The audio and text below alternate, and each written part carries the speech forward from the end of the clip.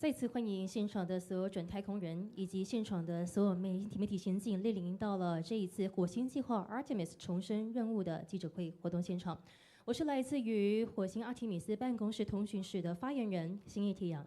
目前的时间来到了地球时间的7:08，感谢各位参与我们今天的记者会。接下来我们即将为各位进行介绍我们即将展开的火星计划 Artemis 重生的任务。在今天，我们有5位的核心伙伴即将会带领大家从7月1号从地球飞往火星。而接下来我们即将一一介绍他们出场，他们即将为各位带来更多关于这一项任务的准备工作。接下来我们即将一一欢迎他们出场，也请各位可以给他们一个最热情的掌声。首先让我们欢迎到的是火星计划视觉结构专家Yvonne李奇芳，掌声有请。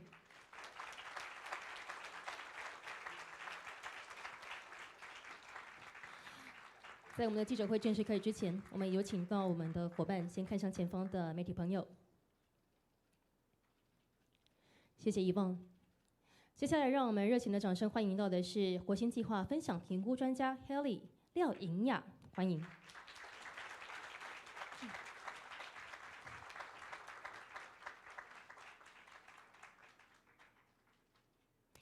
接下来我们即将邀请上舞台的，他是火星计划的太空人领队 GoFish 萧景宇，掌声有请。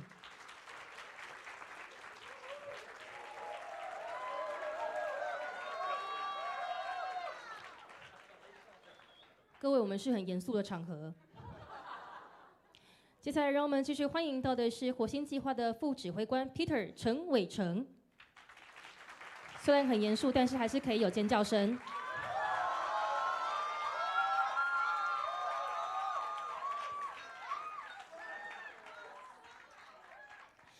最后，让我们欢迎到本次会登上火星的太空人，他是我们的指挥官 Kim 黄纯浩。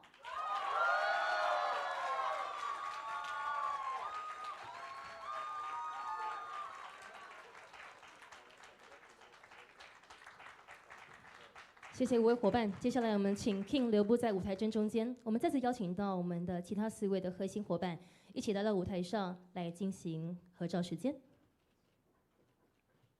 同时呢，我们也非常感谢现在在我们的线上也有透过直播参与的所有的这个准太空人。那么如果今天有任何的疑问，也欢迎在我们的线上来提出，跟我们进行互动。谢谢。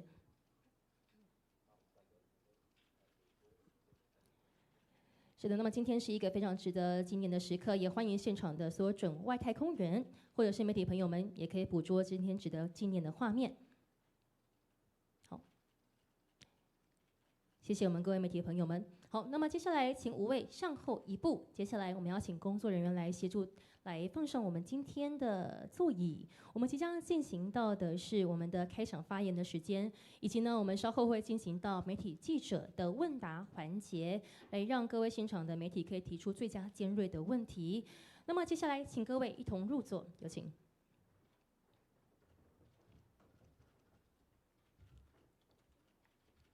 首先，让我们听取每位参与者的开场发言。那么，首先我们要将麦克风先交给火星计划的视觉结构专家Yvonne，有请。大家好，我是火星计划的视觉架构官Yvonne。那我负责的任务呢，主要是整个视觉的架构，让抽象的概念可以被清楚的看见、还有理解，甚至是可以被参与。那在整个任务的界面啊，我最在意的它不只是美感，而是整个资讯能不能够被有效的传达。那对我来说呢，视觉它不是装饰，它是一个整个可以让火星计划变得更完整、更有秩序的一个工作。那也能够让大家真正的理解到我们在做什么。谢谢。谢谢Yvonne。相信呢，在Yvonne用清楚、可追踪、可复制的3个标准之下，可以让团队在最高压跟快节奏的决策之下也不迷路。接下来，我们将时间交给 Haley。大家好，我是火星计划的风险评估专家黑莉。然后我负责的其实是就是在任务推进的过程中，协助分析所有可能的风险跟分析的盲点，然后并且评估决定背后每一个可能造成的代价跟需要承受的代价。然后我会负责在任务变快，然后节奏变快、压力变大的时候，把大家拉到一个比较冷静跟清楚的视角。工作不是阻止任务前进，也不是为了阻止事情变慢，反而是让大家可以在前进的同时更稳，然后面对未知的时候保有理性。谢谢。谢谢 Haley， 相信呢 Haley 的品质保证呢，能够让我们用明确的指标把任务推进。接下来将时间交给太空人领队小金鱼。嗨，大家好，我是小金鱼。那我在火星计划里面担任是太空领队这个角色。我最关心的不只是整个任务有没有按照计划进行，也很在意团队之间的默契，因为我是团队的第6人。那我希望每一位团队的心理状态以及各个方面的表现，都是让我们可以不断的穿越风暴的。因为在整个火星计划当中，我们会遇到非常多的困难跟阻碍，可以让彼此在动荡之中一起继续往前进，是我们最在意的事情。谢谢。谢谢小金鱼。那我们准备好一起穿越风暴。接下来让我们要有请到的是副指挥官 Peter 为我们分享，有请。大家好，我是火星计划的副指挥官，我是 Peter。那我主要的任务是把整个去火星的愿景的任务，把它执行从不可能到变可能。那我负责协调的节奏跟资源，还有各个单位之间的配合，确保我们这个任务可以稳定的前进。那如果我说我们的指挥官他想去哪里，那我的工作就是负责把这个东西稳稳定定的让大家能够平平安安到那里。然后让整个团队可以在这么高压的情况之下承受的压力，一步一步走到最后。谢谢大家。谢谢 Peter， 我们团队的稳定器要确保我们能够准时、准确并且安全的前往火星。那么最后，我们有请到指挥官 Kim 黄成浩为我们进行分享，有请。大家好，我是 Kim 黄成浩，我是这一次火星计划的总指挥官。我的主要目的就是确保我们方向是对的，以及在关键的时候做出正确的决策。一直记得为什么我们会出发，用什么初衷出发，并且在大家都已经忙不过来的时候，去确保这一趟旅程我们必须还是能够抵达，这就是我作为总指挥官的责任。谢谢大家。掌声感谢我们台上5位核心伙伴的分享。那么自从这一次我们公布了火星计划之后，我们陆陆续续收到非常多的准太空人对我们这次计划的提问，所以接下来将由我来为各位呢一一代替准太空人们对我们台上的5位进行提问。首先，第一个问题我们要问到的是 Kim， 请问你在任务的准备期间，你每天起床后的第一件事情是什么呢？是检查任务的进度来确认团队的状态，还是先确认今天有没有任何一个新的危机？有请。每天起床会做的事情是要喝一个我称之为火星汁的东西。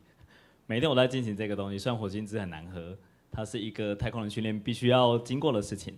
然后接下来去确保今天的日程，维持自己的体能，做任何跟计划相关系的事情。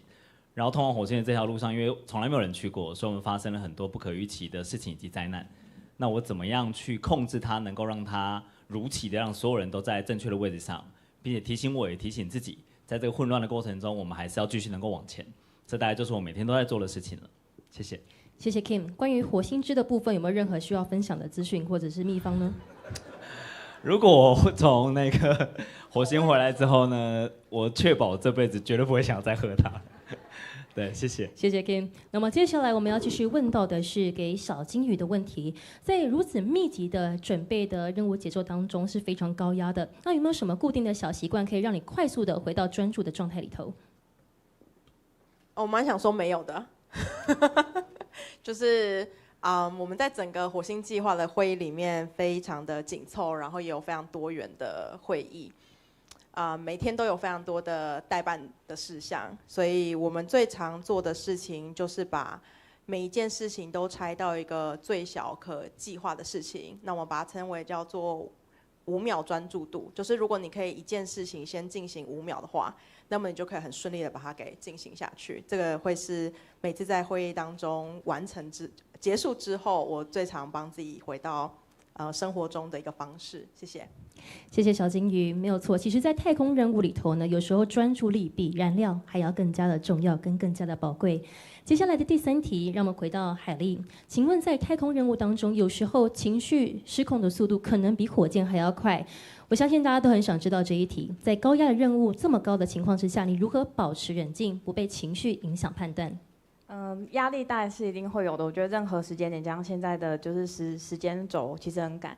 我遇到问题的时候，会先把情绪反应跟风险事实尽可能的拆开，因为我们直觉上很常会在有情绪的状况下把事情放大或缩小，所以我会先把目前的状况全部逐条写下来，加上它发生的时间，每一项一项一项的验证，加上我推估它可能产生的结果。那再来，我会再把这些结果再端出来，自己或是跟我的伙伴进行反向的辩论，想办法把所有的东西都想到透彻，做出一套有系统也可有情绪也可以很有系统判断跟前进的做法。我觉得我们目前是用这种比较有共识的方式来做，目的不是要消除情绪，因为情绪不可能那么快就消失，所以比较像是在情绪之下可以怎么样自动自发的照着这个格式跟这个规模一起往下走。谢谢。谢谢 Haley。在前面我们谈到了情绪，谈到了这个压力，谈到了系统。接下来我们来讨论看看美感。我们要问的是Yvonne，在忙碌的任务当中，要如何让团队依然保持美感跟秩序呢？我会把美感当做一个资讯架构的工具，那就是它不会只是一个说装饰在上面，大家觉得好看而已。所以在我们团队很忙的时候呢，其实最先坏掉的就是资讯这个秩序的问题。那到底哪一个是最新版本？那重点到底在哪里？我们下一步要去哪里？所以我的做法呢，就是会去输出一个已经有架构的一个格式、一个排版。那再来就是它那个视觉层级去整理规划出来，让我们每次沟通呢都可以好好的对焦。那比如说像是图示啊、颜色啊，它的语义要一致。那避免每次我们看到新的图案的时候都要重新学习，或是重新要花那个力气去解读它。那所以我觉得说，在整个美感中间，其实那个秩序是最重要的，而且它可以直接影响到我们团队的情绪。那当这个资讯非常清楚的时候呢，我们的焦虑感就会比较下降一点。那这样协作也比较有一点这样的效率。谢谢。谢谢Yvonne。其实秩序本身就是效率。那么在效率讨论完之后，接下来这个问题我们要给这个副指挥官 Peter。如果这一次的任务顺利的完成，你希望留下什么长期的影响？是一套可以复制的任务系统，还是一个更成熟的团队，还是一群终于可以好好睡觉的人呢？我本来心里有答案的，但你的答案好像比我想的更好。但其实应该是这么说啦，就是这个东西做到小巨蛋7月1号这个火星任务这件事情，我觉得它会在未来对我们造成的应该会是一个更完整的执行结构。我们去了解我们的现况，我们怎么去判断我们的风险，我们怎么选择我们应该要做什么样的决策，我们的行动等等的东西，都是我们会有一个更好而且更周全的系统跟框架。对啊，那我觉得我的工作其实就是在大家所有每一组都在不清楚的情况之下，怎么了解现在做的版本是哪一个版本，然后对焦到可以在我们知道要去火星以前，所有的人都不会出任何的差错，而且都是在同一个焦点上。对，大概是这样。谢谢。谢谢我们的副指挥官。接下来，我们将问题回到了这个 King 身上。这个问题是：如果你只能带一个日常小物进到任务中心，你会选择带什么呢？哇，我有一个很独特的习惯，就是我很喜欢收集怪怪的东西。说我包包里面随时打开来都有我从各个航空公司收集来的呕吐袋，然后我有一个全新的麦当劳儿童餐的外盒，也在我的包包里面。我有一只我从日本买回来的乌龟玩具，我称之为它叫财龟，带财的乌龟。然后有一个可口可乐的开瓶器，跟一个可以折成3段的抓背器。当然我包包里面有很多奇怪的东西。然后我前一阵子去了迪士尼，然后我看到一个娃娃很可爱，是我当初我女儿小时候应该是在万圣节的时候扮着一个怪兽电力公司里面一个角色叫阿布，一个娃娃很可爱。如果真的能去的话，我想我会带着它吧，对吧？它可能可以代表我想念我家人的时候。听起来比呕吐袋好非常多。谢谢 Ken。那么接下来我们继续回到小金鱼，在这么样连续密集的会议当中，你如何照顾自己的身心的能量呢？这一题我有2个版本，一个就是我的那个营养师给我的版本，他非常希望我可以就是固定做3件事，就补水，然后伸展，然后跟稳定的吃3餐。那我好像都没有做到这3件事情，所以我自己做到这个的方法是，我们开始执行火星计划的时候，我上网买了一个太空笔记本。那这个笔记本里面，它按照每一天依序的写下，你可以把它想象一个 day log 这样子，然后每一天都会在睡前的时候写下几件今天完成关于火星计划太空任务的事情，让自己可以在很密集的时候，就是可以觉得其实今天还是完成点什么这样子。谢谢，谢谢小金鱼的分享。那么接下来来到了最后一个问题，其实在我们今天的问题呢，所有都围绕着一件事情，就是这一趟任务到底准备好了没有？所以这一题呢，我们即将留给我们的总指挥官 King， 请给下一代一句发射前夕的话。其实我不晓得在座现场有多少人的年纪比我还要小，或者你年纪跟我差不多大，或者很遗憾的你看起来比我大。我们在这件事情做了非常非常多的事情。作为各位人生的过来人啊，我给你们一句话是，我希望你们就不要过来了。这一条路蛮辛苦的。然后，如果你觉得你现在人生过的是一帆风顺的话，其实我听到这句话，我会觉得有点遗憾。我的遗憾的感觉是你好像没有尝试过去搞砸很多事情。那我们在做这一次计划的时候，我们尝试搞砸过超多事情，多到你无法想象。那但是在这个过程中，我却在那些已经被我们砸烂的东西里面找到我觉得很有价值的东西。所以我要鼓励你们去做一件事情。也许你烤一个派好了，把派砸烂吧。也许你好不容易买到一支冰淇淋好了，冰淇淋掉到地上吧。我觉得这可能是你人生中从来没体会过的感觉。因为你们很喜欢完美，不喜欢犯错，认为自己做的可能都是对的。一旦事情变得你失去控制之后，你就不会再会往前。那么我想问的事情是，那么这样子的人生你真的喜欢吗？还是你希望每天增加一些不一样的东西，让你人生看起来变得更有趣？那当然我们的人生是过得过分有趣了。所以如果真的有机会的话，我希望祝福所有人，祝你们好运，然后我们火星见，谢谢。掌声谢谢 Kim。我相信透过这几个问题呢，各位都可以看到一件事情，在火星任务它不仅是一个系统工程，它更是属于人生的工程。好，以上是我们搜集到的几个问题。那么接下来我们即将进行到今天最佳尖锐的时刻，也就是媒体提问时间。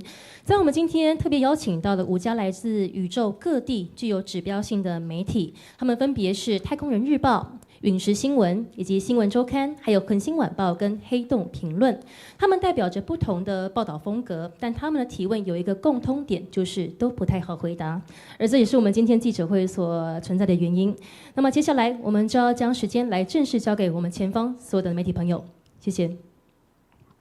首先在我们中间的是太空人日报，有请。谢谢今天邀请。那我想要向 King 提问，这边是太空人日报。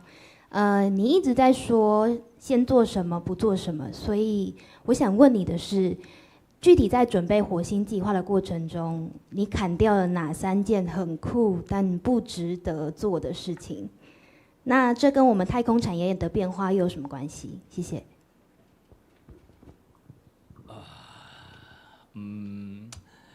过程中有非常多的取舍是很不容易的，然后当然属于跟各位在临场感觉到的安全以及所有的展演上面，这个是我唯一最不省钱的地方，甚至那个预算现在已经不知道该如何理解，因为我们还是想，如果我能够把这件事情做到一个标准的话，那么我想要成为那个标准，我想要成为一种障碍，叫做 10K 的障碍，所以所有音乐、视觉所有的呈现，那是我们预算做最多的事情。我讲我没有砍掉了。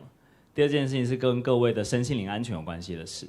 我们讨论了非常多脚本如何呈现，音乐如何做，让这整个秀以及大家在登陆火星的过程中，心灵是正常的，以及如何做到一个正常的返场，让你们觉得回来的时候心灵是舒服的。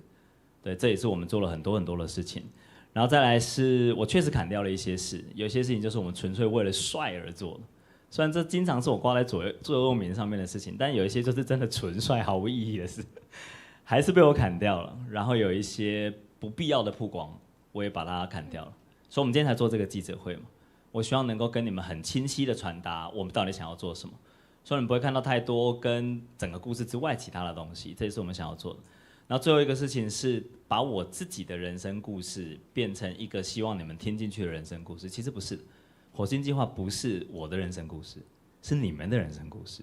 然后这个在今天我们稍晚如果有个机会我给大家做更多简报的时候，我会让你们知道，其实你们来听的一直都不是我的故事，不是听 K 做的火星计划，是如何在这个计划中找到你们能够让自己去相信不可能到可能的那一刻，这才是我应该要做的。谢谢大家。谢谢 Kim。我们接下来继续开放现场媒体朋友提问。好，我们有请到陨石新闻。好，你好，我们是陨石新闻，想请问一下 Peter， 是在4个月后即将启动火星计划，你觉得现在最有可能出事的前3名会是什么事？如果真的发生了，你要怎么做？谢谢。非常机车提问，谢谢。哪一家媒体？陨石新闻报告。好。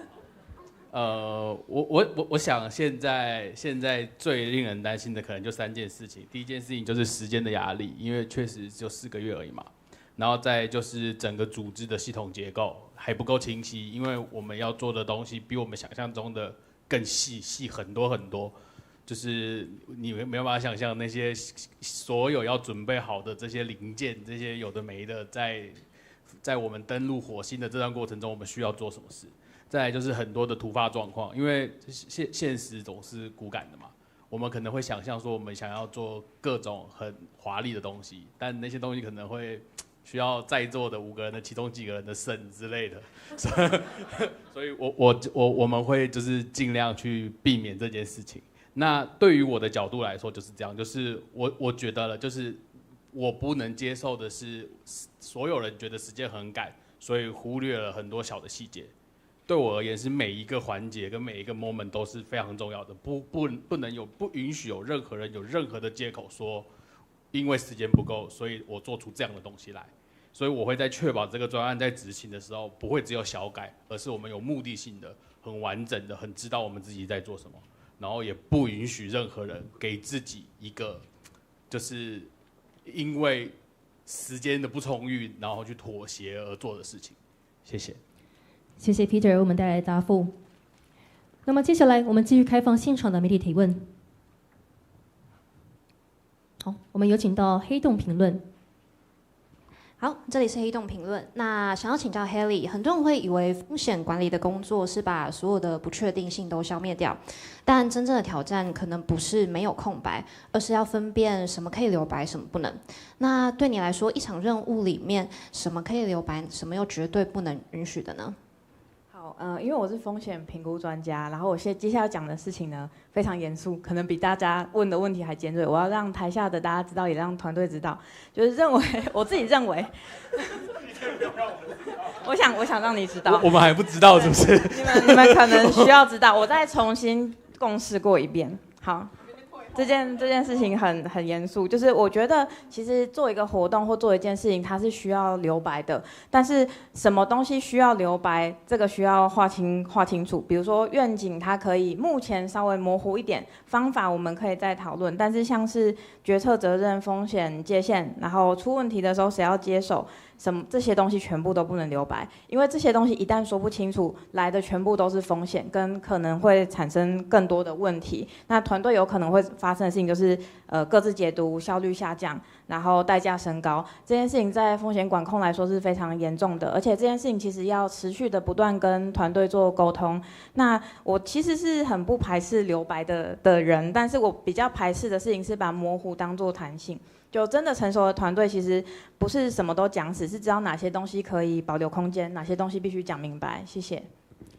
谢谢 Haley。留白是艺术，含糊是问题，所以在任务里面，想象可以留白，但风险不能。好，接下来我们继续开放现场媒体朋友提问，有请。好，我们有请到的是陨石新闻。你好，这边是陨石新闻，想问一下一棒。你常说视觉不是装饰，而是结构。那对你来说，一套真正合格的任务视觉结构，至少要做到哪几件事，才能算得上支撑整个火星计划？谢谢。对我来说，一套真正合格的视觉结构这个任务呢，当然就是要帅，但是也一定要做得完，不然一定要在时间内做完。但是我觉得有3件事是非常重要啊。那第一个呢，就是它要让我们大家都可以快速的看到自己在哪里。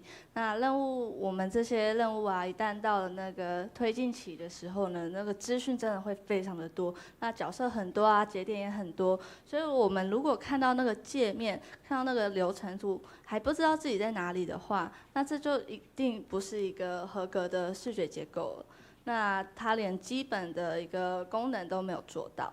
那再来第二，我觉得呢，它要把一个复杂的协作呢，可以变得可以对齐。那在这个视觉结构的过程中，它不是只是对我们内部去做一个整合，它是对外部也有一个语言，我们可以去对齐，有一个共同语言。那当我们每个人都在同一个结构里面去看东西的时候，我们可以有同样的逻辑，那这样讨论事情的成本就可以下降，这样误解也不会越滚越大。这样，那最后呢，第3点我觉得也是最重要的，就是它不是去暴露就是问题，它就是应该说它不是去掩盖这些画面上的问题，而是让我们去发现问题到底在哪里。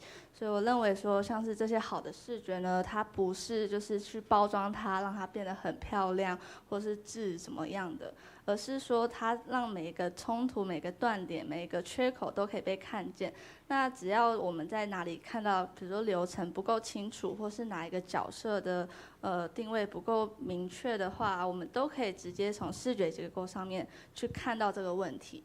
那我们才有办法这样回头去修正它，而不是说我们就是包装好，假装一切都没有问题这样。那这就是我对于视觉结构的一个想法。谢谢以望，以及谢谢我们陨石新闻所带来的问题。接下来我们继续开放下一个问题。我们可以看到的是我们的星火周刊，有请。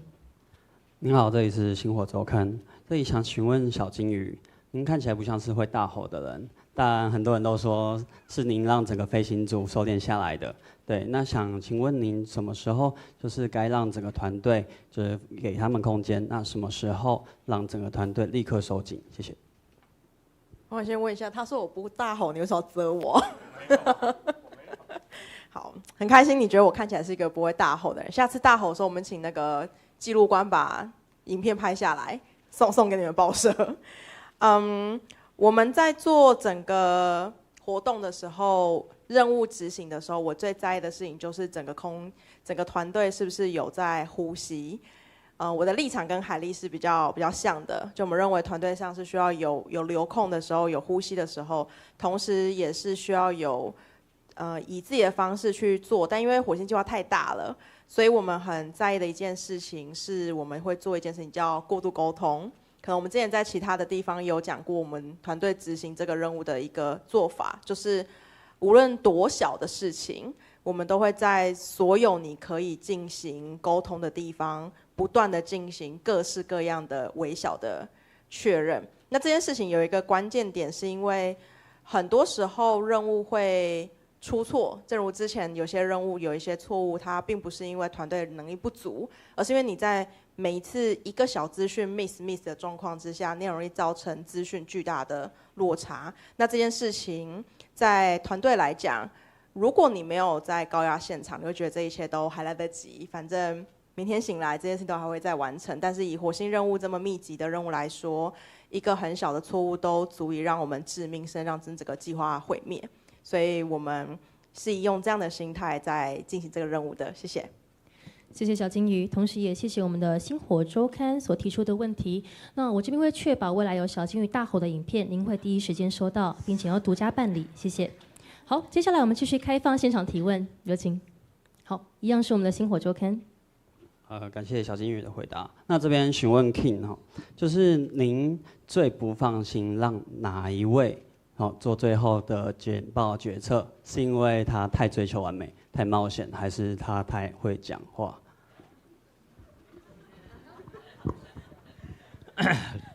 其实是我本人，本人太会讲，但这其实在我做这个计划的时候，其实这会对团队带来很多灾难。对，因为一旦我觉得这件事情是很容易被解决的，我就很容易轻描淡写过去。但实际执行真的不是我，实际执行是我很多伙伴把很多东西做出来，所以我一直要告诉我自己，你不能企图用你的领袖魅力、现实扭曲立场来让团队去相信这件事情其实落地，这根本不能发生。因为我们在做火星计划，跟我们那时候在做登月计划是完全不一样的规模，包含我们所有的场地规模，你能想象的东西是极大的不一样。包括我在练习的状况也是完全不一样，我们做了非常非常多细致的调整，都是为了这一切能够让它准时抵达。所以如果你有任何一件事情是属于我觉得这样子就可以了，或者是我觉得它能够得过且过的话，可能会导致团队有很大很大的灾难。甚至如果因为那时候我的风格就是我会一直改内容，改到我上台前一刻我还在改内容。对，但是你能想象吗？如果我们到时候去火星的时候，我随便改一个东西，大概我可能要调度100个人，我才有可能把那个内容真的完全能够呈现。因为我的走位、我的音乐、我的配乐、我的简报、我的特效，可能其他未来你们会知道的事情都会变得改变。所以我再也不能把自己过去的很大方、很自由奔放当成一种借口，来告诉大家说，哦，对我们这样做很帅，对。那一天其实我前一阵子我在进行这个火星计划的时候，我蛮低潮的。然后我遇到一个应该说我们这次合作的对象，他说 ：“Ken， 我告诉你，你的成功就代表整个幕后团队的大成功，所以你必须要成功。因为他的原因是因为每一个人凑合起来只能把我送到台前了，那剩下那条路你得自己走。所以这跟我以前感觉很不一样。我以前感觉是我在台上嬉闹的时候，我还是可以解决这个事，但我现在真的没办法。所以。一方面我很感谢我的团队，我很感谢你们，然后我也很感谢我自己，在这个过程中我能够逐渐稳定下来，逐渐能够处理很多复杂的事情。谢谢。谢谢 King 带来非常温暖的分享。那么接下来我们再开放最后的3题。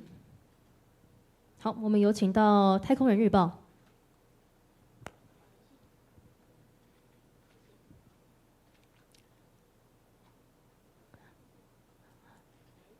好，那么接下来。喂，有了，谢谢。好，谢谢 King。这边是太空人日报，我想向小金鱼提问。身为太空人领队，你目前遇过最大的瓶颈是人、系统还是时间呢？那你又是怎么解决的？谢谢。这个答案怎么没有钱？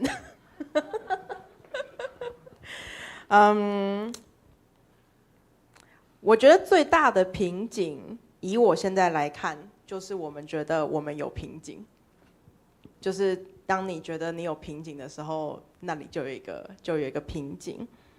那实际上的状况来说，我觉得时间是让人蛮焦虑的。如果大家有追踪我们的就是火星计划的日记，就会知道我们每天都在倒数，我们很快就要倒数少于100天了，超快，超可怕。一开始你们看到倒数日记还在130天，我们团队开始倒数的时候，莫约在160到170左右，239，现在已经要低于100了，所以时间是很令人紧张的。然后系统的话，我有一个很大的感触，我不知道其他人是不是跟我一样，就是我们这一次更多的时候我们选择相信专业。如果各位有跟我们登录过月球的话，就知道其实月球上蛮多的事情都还是整个太空核心团队在进行。那在火星计划里面，你们会看到更多来自于四面八方专业的团队，他们都是在他们的位置上面，在这个世界上是一时之选。所以我觉得系统的话，我们就交给专业的团队。那时间的话呢，套一句我的营养师送我的话，就希望我们可以多睡一点。谢谢大家。非常感谢小金鱼的营养师。接下来我们继续开放倒数第2个题目，现场媒体朋友，我们有请到恒星晚报。好，你好，我们是恒星晚报。那这一题想要问到海莉。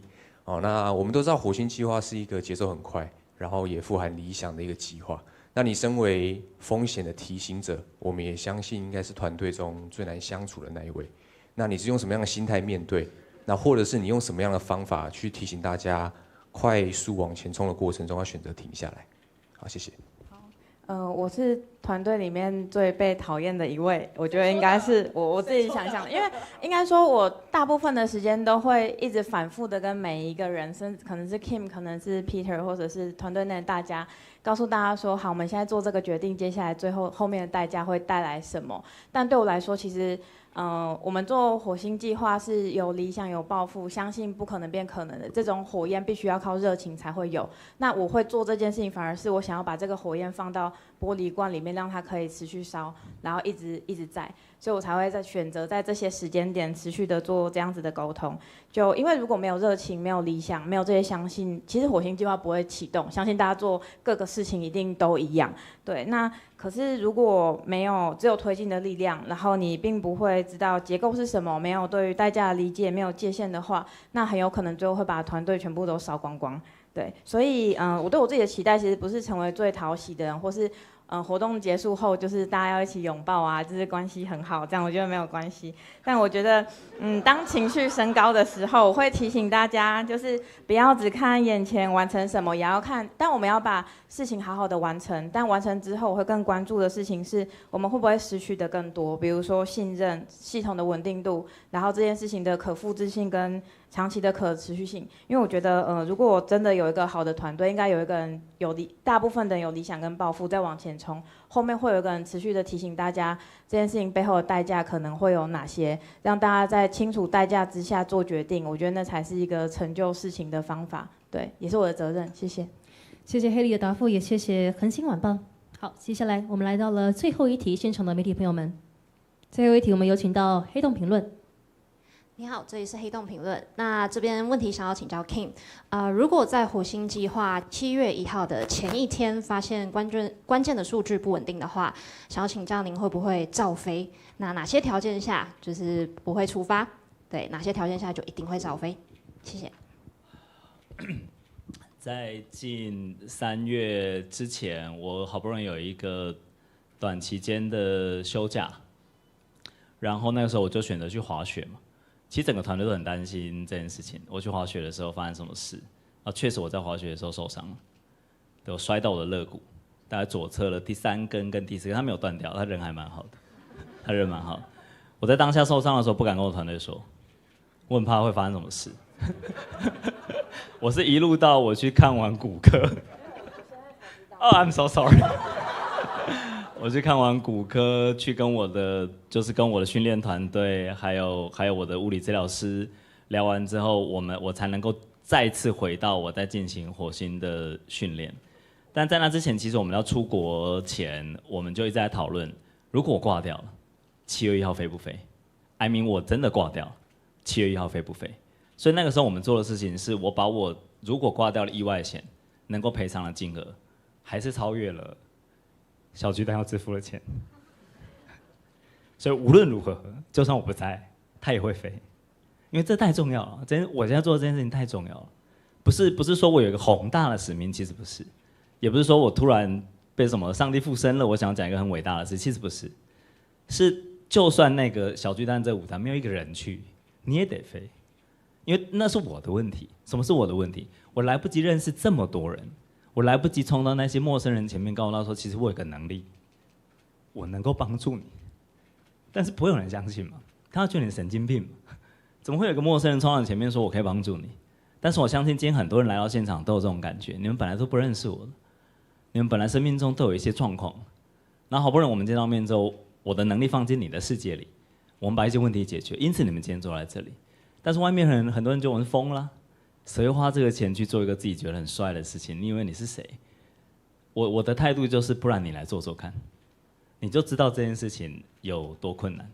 对，但这不是我们要拿出来讲的事情。我们要讲的事情是，无论如何都会飞，而且甚至我是死是活，这事情都会飞。然后再来是火星计划一直都不是一个准备到完美才会开始的事，也不是拖延症能够解决的事，也不是你想象它有什么灾难就会解决，它完全不是。是一旦你到了那个位置，你就该做出跟你位置与之匹配的行为，这个就叫做领导者。而我是那个人，谢谢大家。让我们用热情的掌声，谢谢台上的5位伙伴。那么接下来的时间，因为非常感谢现场的所有的媒体朋友们，还有我们的准外太空人都到了现场，那么是不是可以有请大家来一起进行今天的大合影的时间？那么请工作人员来协助引导，来布置我们前方的位置。那么稍后呢，邀请大家呢一起加入我们的合影环照大合照的环节。也提醒各位，在稍后呢，我们也会有请到指挥官 Kim 黄成浩，将带我们重新走回那个决定出发的瞬间，来为我们导读火星计划的第1章启航。那在此之前呢，我们也要正式的邀请到台上的5位，让我们一同移动脚步，来到我们舞台前方，来加入各位的大合照。那么第1张照片呢，请大家自然微笑，并且呢保持在座位上就可以了。好，我们有请到摄影师。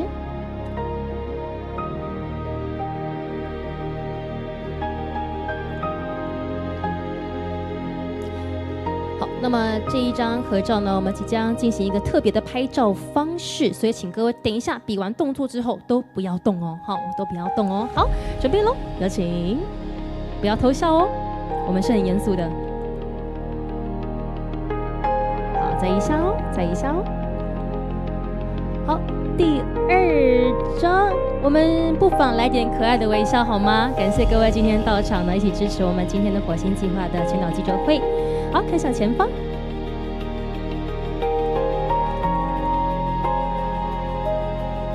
同时也请各位再次给自己一个热情的掌声，也谢谢5位我们的这个核心伙伴，请稍作休息准备。